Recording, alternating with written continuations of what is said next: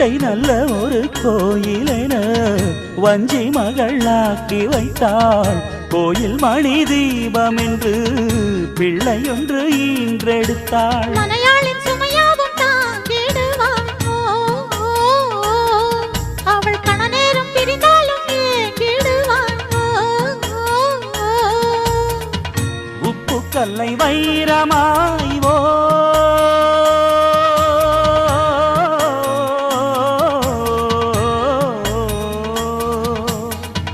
உப்பு கல்லை வைரமாய் செப்பு சிலை மாற்றினாள்.